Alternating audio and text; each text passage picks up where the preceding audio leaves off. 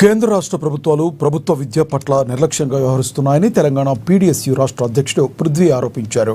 పేదలకు విద్య అందకుండా కేంద్ర ప్రభుత్వం కుట్రలు చేస్తుందని మండిపడ్డారు. గత ప్రభుత్వం మాదిరిగానే ఈ ప్రభుత్వం పనిచేస్తుందని విమర్శించారు. ప్రభుత్వ విద్యను నిర్లక్ష్యం చేస్తూ ప్రైవేటు విద్యను ప్రభుత్వం ప్రోత్సహిస్తుందన్నారు. ప్రజాపాలనలో 5,000కు పైగా గర్ల్స్ స్కూల్స్లో టాయిలెట్స్ లేవన్నారు.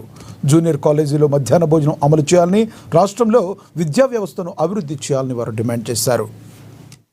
దేశంలో ఉచిత నిర్బంధ విద్య లేకుండా ఈ దేశంలో భారత రాజ్యాంగం బతికి బట్ట కట్టదు అని చెప్పేసి అంబేద్కర్ గారు చెప్తారు. అదేవిధంగా విద్య లేనిదే ఈ దేశంలో దోపిడీ పీడన పోదు అని చెప్పేసి, పీడిత వర్గాలు విముక్తి కాదు అని చెప్పేసి జ్యోతిరావు పూలే చెప్తారు. అదేవిధంగా సమాన విద్య లేకుండా ఈ దేశంలో సమసమాజం రాదు అని చెప్పేసి సామాజిక విప్లవకారులు తెలియజేస్తున్నటువంటి పరిస్థితి దశాబ్దాల కాలం నుండి చూస్తా ఉన్నాం. ఇవన్నీ ఏమి పట్టించేట్టు రాజ్యంలో భాగమైనటువంటి కేంద్ర రాష్ట్ర ప్రభుత్వాలు ఏవైతే ఉన్నాయో ప్రభుత్వ విద్యను నేరపూరితంగా, కక్షపూరితంగా నిర్లక్ష్యం చేస్తున్నటువంటి పరిస్థితిని ఈ దేశంలో మనం చూస్తా ఉన్నాం. అందులో భాగంగానే ప్రభుత్వ విద్యను పేదలకు అందకోకుండా ఈ రోజు కేంద్ర ప్రభుత్వం కుట్రలు చేస్తున్నటువంటి వాతావరణం ఈ దేశంలో కనబడతా ఉన్నది. అందులో భాగంగానే ఈ దేశంలో జాతీయ విద్యా విధానాన్ని తీసుకురావడం అనేది జరిగింది.